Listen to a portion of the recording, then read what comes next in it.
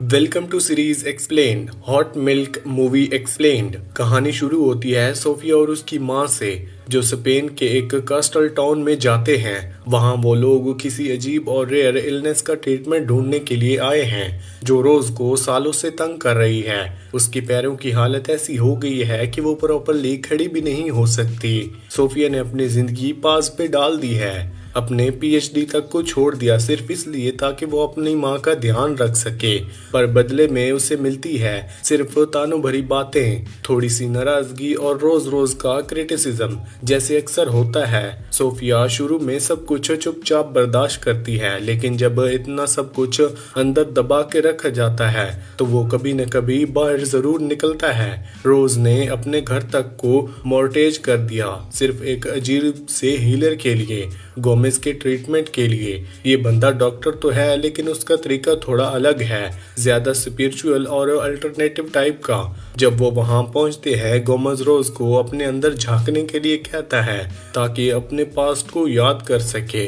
वहीं दूसरी तरफ सोफिया को पहली बार थोड़ा सी आजादी महसूस होती है जब उसकी मुलाकात एक मिस्टीरियस और खूबसूरत औरत से होती है, जिसके लिए वो खुद को अट्रैक्टिव महसूस करती है। पहले मूवी का टाइटल थोड़ा अजीब लगता है, हॉट मिल्क, गरम समूथ, जैसे माँ का प्यार, लेकिन सोफिया की दुनिया में ये वार्मथ कभी कभी चुभने लगती है।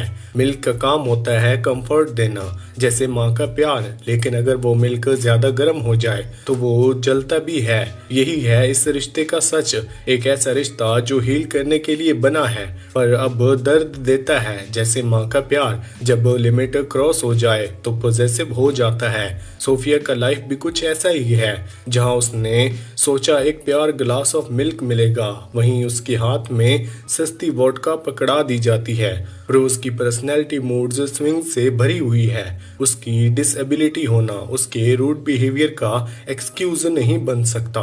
सोफिया हर बार कोशिश करती है कि सब कुछ ठीक तरीके से हो, लेकिन रोज हर बार उसकी बात पर बुराई करती है, चाहे वो सोफिया का डिग्री कंप्लीट ना करना हो या कोई छोटी बात हो। वो सोफिया को छोड़ना नहीं चाहती, लेकिन साथ ही उसे नीचे दिखाने का कोई मौका नहीं छोड़ती, जैसे हर डायमंड को ताना मार के बुलाती है। जब वो वहां पहुंचते हैं, रोज की शिकायत करने लगती है कि यहाँ का पानी सही नहीं है, जबकि वो रीजन का बेस्ट मिनरल वाटर था। स्पेन आने से पहले भी उसका मूड हमेशा स्विंग करता रहता है, कभी उम्मीद से भरा तो कभी डिप्रेशन में डूबा। ये सब देखकर सोफिया की हालत खराब होती जाती है और उसका रिएक्शन सिर्फ छोटी छोटी रिबिलियन हरकतों तक लिमिटेड नहीं रहता, जैसे माँ के कपड़ों पे सिगरेट का स्मोक ब्लो करना।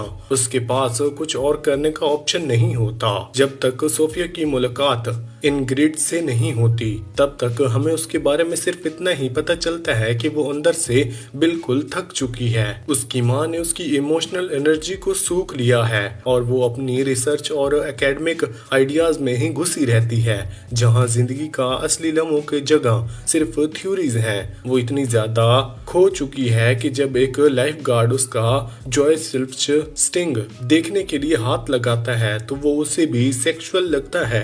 उसका दिल चाहता है कि कोई रियल एहसास हो, चाहे वो कितना भी छोटा ही क्यों ना हो। फिर सोफिया इनग्रिड को पहली बार देखती है, एक सुनसान बीच पे घोड़े पर सवार, जैसे किसी सपने से निकली हो।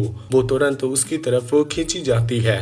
जल्दी ही दोनों वक्त बिताना शुरू कर देते हैं और उनका कनेक्शन फिजिकल लेवल तक पहुंच जाता है, लेकिन सोफिया इतनी इमोशनली ब्लॉक्ड है कि वो उसे रिश्ते को आगे बढ़ाना नहीं चाहती। दूसरी डिजायर तो है, पर उसके साथ डर भी है, हेजिटेशन भी है और पुरानी इमोशनल रिपरेशन का बोझ भी। इनग्रिड के बारे में दो चीजें हैं जो सोफिया को अंदर से तोड़ती हैं। पहले ये कि वो एक म्यूजिशियन और कैब ड्राइवर है जो मैटी के साथ भी क्लोज है। इनग्रिड हर रिश्ते में इतनी नेचुरल एज के साथ घुसती है जैसे उसे किसी इंसान से बंधा ही ना हो। उसके घोड़े का इंस्ट्रक्टर के साथ कनेक्शन देखकर सोफिया और भी हर्ट हो जाती है।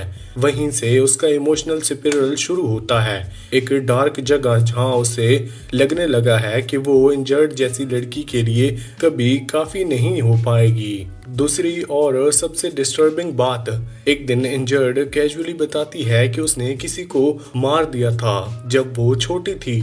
सोफिया घबरा जाती है, कुछ वक्त के लिए उसे दूर हो जाती है ताकि सब कुछ समझ सके।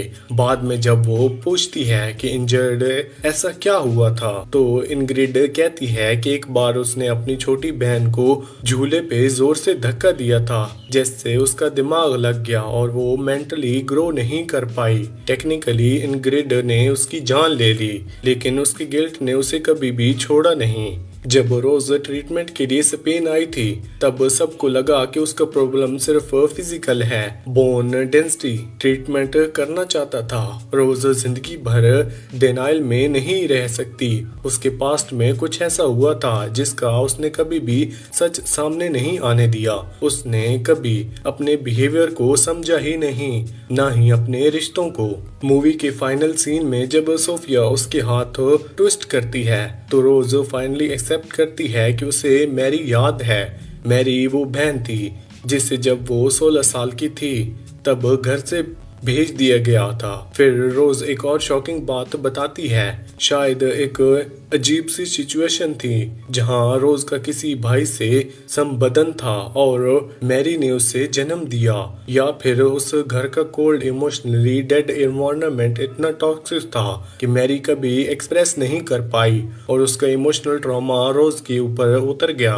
उसके पैर फुल हो गए लिटरली।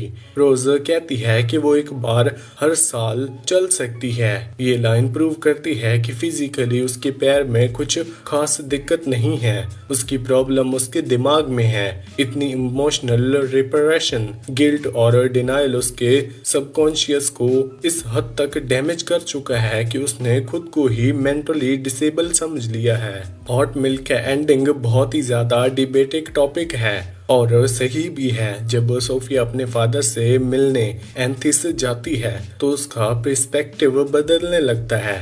इंग्रिड के साथ उसका अफेयर भी इतना ड्रीमी लगता है जितना वो समझती थी।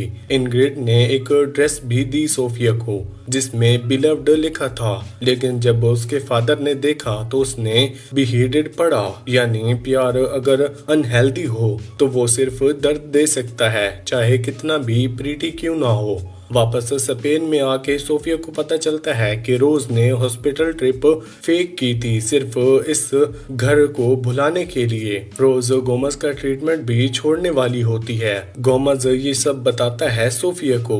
उस वक्त सोफिया फाइनली एक्सप्लोर करती है, उसका पेशेंस खत्म होने लगता है। सबसे पहला स्टेप वो रोज को पानी वाली ऑब्सेशन को चैलेंज करती है। वापस आते वक्त सोफिया बीच पे रोज के एक सुंदर ड्रेस पहने शोर लाइन पे चलती हुई दिखती है, लेकिन घर पहुंचते जब वो पूछती है तो रोज कहती है मैं तो सो रही थी। एक और झूठ, एंडिंग सीन में सोफिया फाइनली रोड के बीच रोज को छोड़ देती है। एक ट्रक आ रहा होता है, रोज कहती है मैं नहीं चल सकती, बिलीव मी। सोफिया कहती है आई डू।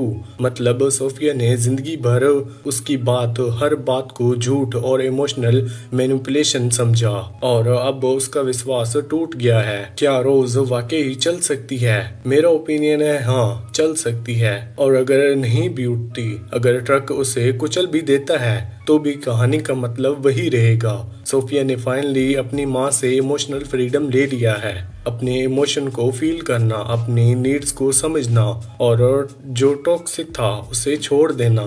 चाहे रोज बचे या नहीं, ये दोनों के लिए एक विन विन मूवमेंट था। इसी के साथ ये मूवी यहीं पर एंड होती है। आपको कौन सी मूवी या फिर वेब सीरीज का एक्सप्लेनेशन चाहिए हमें कमेंट सेक्शन में जरूर बताना। वीडियो अच्छी लगी हो तो वीडियो को लाइक करके चैनल को सब्सक्राइब लाजमी करना। Thanks for watching.